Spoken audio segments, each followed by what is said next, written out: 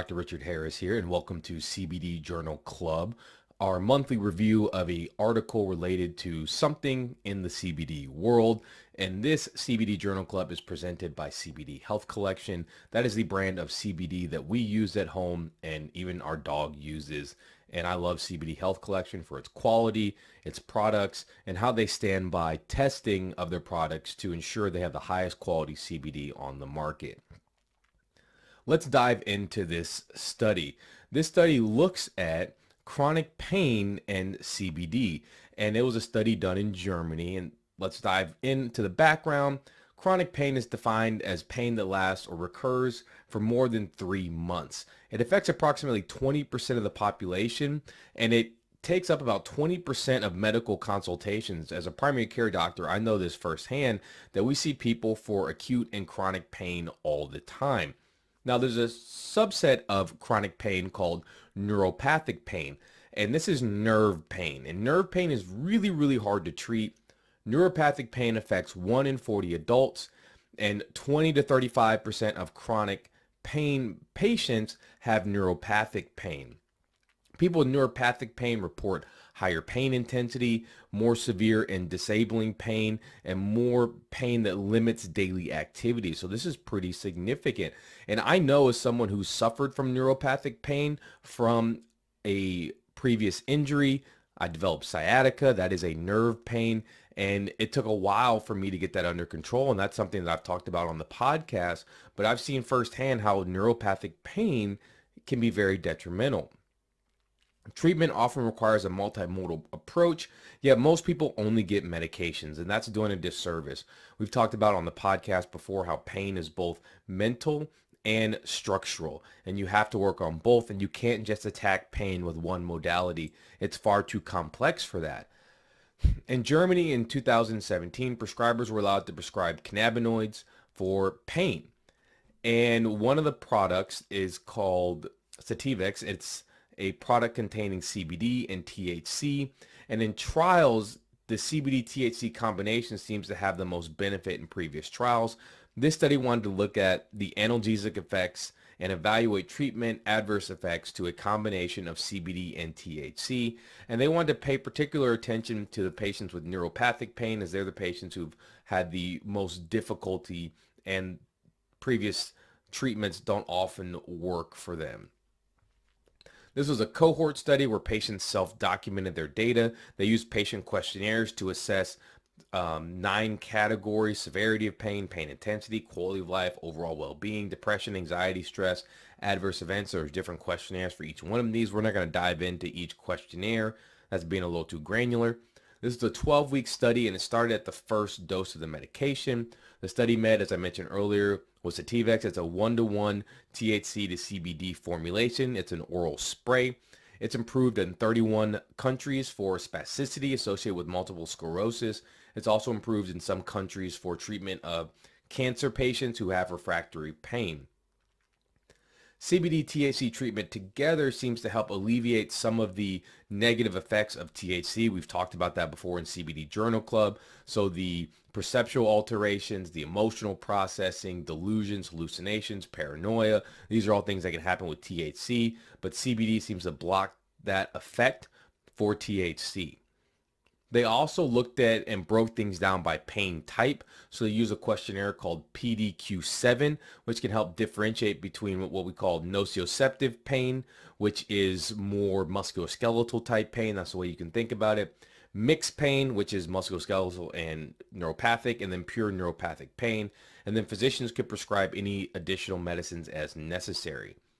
Let's move into the results. There's about 800 patients in this study. The attrition rate, which means the patients who didn't continue, was about 18.1%. That was 145 patients.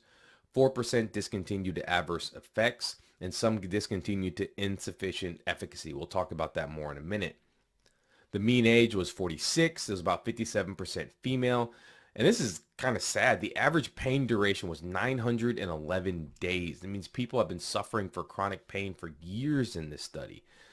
Most of the people, 87.5%, had pain durations of greater than 6 months. 70% had greater than 12 months. Also said, patients reported being treated by 9 physicians with 9 different medications. This is why we've talked about so many times on the podcast, on my YouTube channel, that you cannot just rely on medications. You cannot just rely on supplements, even though supplements can be effective. It takes a multimodal approach to health. And that's why we're all about holistic health. Now, patients reported that what they used as far as medications, 99.8% had non-opioid analgesics. These are like NSAIDs, like Tylenol, antidepressants in 88%, strong opioids in almost 87%, muscle relaxants in 72%, mild opioids in 71%, and anti-epileptic medications were tried in 65%. They also tried a significant amount of non-pharmacological interventions. 87% tried TENS units, 80% acupuncture, 80% physical therapy, 77% were actually psychological therapy. And that's something we talked about in our functional pain episode, how there's a mental component to pain. In fact, there's a company called Curable who works with behavioral therapists and patients to help with the behavioral aspect to pain. So this study really had people who had tried a whole bunch of different modalities and still weren't getting great relief. And so this is actually a great population to study CBD in, because previous studies have shown for anxiety and depression that CBD is more effective in people who have worse cases. And so these are people who have very bad chronic pain issues. Patients took on average about 2 medications for other diseases. So these people had other comorbidities. They had about 3, most commonly were allergies in 48% and cardiovascular disease in 44%. So these are people who had significant comorbidities as well. And this was pretty interesting from the safety perspective, because one of the things we worry about with CBD is interaction with medications and interactions with disease states. And these, for the most part, were people who had multi-comorbid conditions. For the pain, the reasons, most of it was low back pain at 29.3%, which is very common. Failed back surgery in 18.5%, shoulder and neck pain 11.4%. Arthritis was only 2%, which is low. Most of the time when we see things in clinic, it's arthritis. Phantom pain in 2.4%, peripheral nerve injury 2.8%, and fibromyalgia 3.3%. Now, based on that PDQ-7 score, 62% of the patients were neuropathic. So they had a high cohort of neuropathic pain patients. 31.1% was mixed, and the rest was the nociceptive pain. Patients started with 2 to 3 sprays per day and titrated up until they had about 7 to 11 sprays per day by week 9. The spray triggered a significant pain intensity relief, showing an average pain intensity relief of 57.3%. 67.5% of patients reported 50% improvement in symptoms by week 12. That is very significant. But when they broke it down, it's patients with neuropathic pain benefited more than patients with mixed or nociceptive pain. Only 3.7% of patients had a 50% improvement in sleep and mental quality, 14.8% depression for nociceptive pain. It was 7.6 for mental quality and 14.8 in mixed. And then you can see the numbers went up dramatically in nociceptive. It was 23.7 for the mental quality and 94.8% pain intensity and stress in neuropathic patients. The authors couldn't find a correlation with dose and symptom improvement, and the average number of sprays between the 3 groups was equal. And the dosage wasn't that high for the THC and the CBD. When they got to that 7 to 12, on average, they were getting about 20 to 30 of CBD, 20 to 30 of THC. So it wasn't super high doses of CBD and THC that were being used per day. Overall, the highest 50% relief rates, and that was kind of the goal. They wanted to see what percentage of people got a 50% reduction in their symptoms, were for stress. 78.8% of people had a 50% reduction in stress. Pain intensity was 67.5%. Depression was 66.5%. Overall well-being was 61.3%. Anxiety was 57.6%. Daily disability was 56.3%. Sleep was 47%. And physical and mental quality of life was 17.4%. Overall symptom relief for the 9 categories for neuropathic pain patients was 54.6%. For the mix was 18.2%. And for the nociceptive group, they actually got worse on the CBD. It was minus 11.9%. There was a 77.8% discontinuation rate in the nociceptive group compared to 32.9% in the mixed and 4.2% in the neuropathic pain group. Again, we mentioned the overall discontinuation rate was 18.1%, and then half of that was in the first 4 weeks of titration. We'll talk about why that's important in a minute. How people felt on treatment, because that's very important. I always ask people how they feel when they're going through things. How does your body feel? How does your mind feel? Because subjective feelings are very, very important. The neuropathic pain group, 65.5% of them said there's a very strong ability for their CBD to relieve pain. That's a significant effect. 32.5% in mixed and only 1.9% in the nociceptive group. If good or excellent response was 66% in the neuropathic compared to 36.5% for mixed and 1.9% for nociceptive.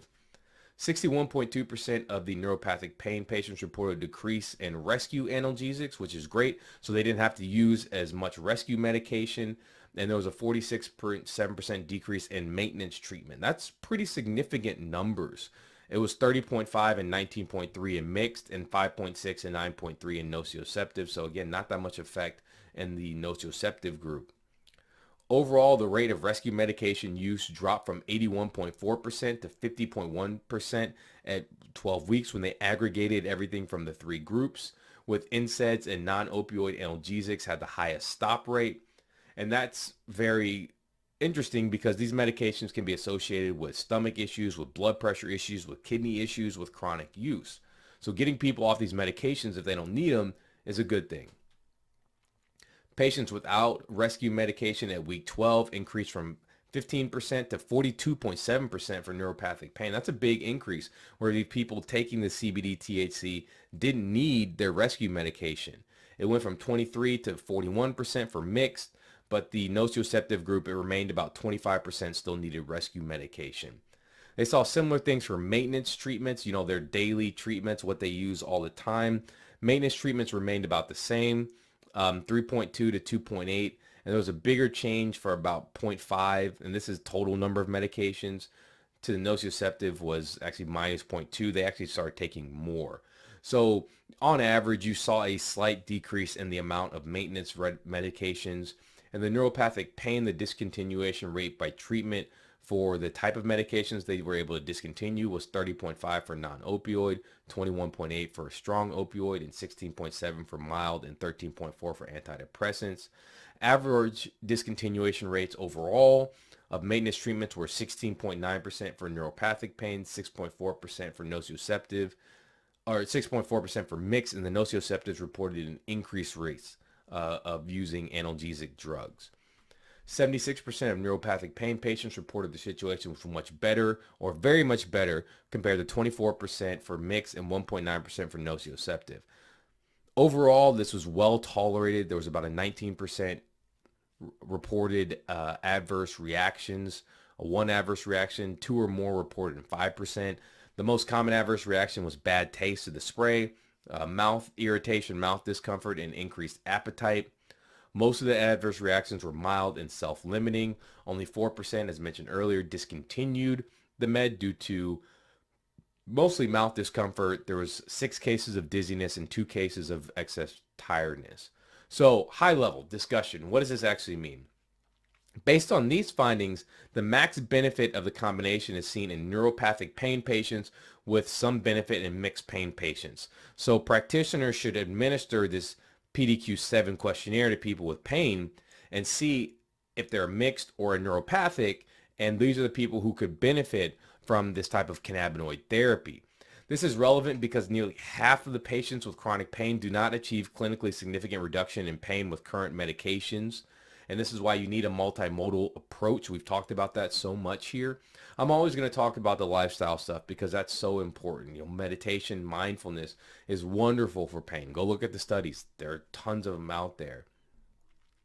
This study had actually opposite effects from some previous studies on neuropathic pain, but those studies relied on ICD-10 diagnoses, which I've done these. They're not an exact science. They don't really tell you much about what's going on with the patient. Doing this PDQ-7, which is a well-validated questionnaire for differentiating these pain, makes this study better. There were no adverse effects related to cognitive impairment, mood, or psychosis or suicidal ideation, which is great. There were no adverse effects related to drug interactions that were seen and disease state interactions, which is great. The average daily doses were comparable to the doses used in other studies for like MS spasticity. And it's recommended that patients slowly titrate their dose based on efficacy and tolerability, but don't increase by the dose quicker than every 3 or 4 days. And the slower the titration, the less the adverse events. What was interesting was efficacy increases with time, even at low doses. So the people that stopped in the first month, they may have gotten a benefit if they stuck with it. And that's why I tell people, listen, when you do something, give it minimum 30 days, but really it may take up to 90 days depending on how resistant your body is to change for you to really figure out what you're working with. The limitations of this study: this was not a randomized controlled study. There was no control. It's not generalizable to patients with less severe symptoms. And as we talked about, previous research for anxiety, depression shows CBD works better the more severe the symptoms are. There was no monitoring on the treatment. And then there were other things that physicians could do to help treat these people outside of the study. So these are things that you have to take into account when evaluating these results. The strengths are it was treated by experienced pain physicians, and they focus on patient-reported outcomes, which is important for pain. Again, that's something that's very important because you're dealing with some subjective, and there is a large subjective aspect to pain. So this is the results of the study. If you found it useful, place something in the comments. I'm still, every month on the hunt for new CBD related studies, mostly human studies, but if I can't find human studies, then I'll go to a mouse study because my studies are often precursors to human trials. Thank you for listening to CBD Journal Club with your host, Dr. Richard Harris, presented by CBD Health Collection. Have a blessed day.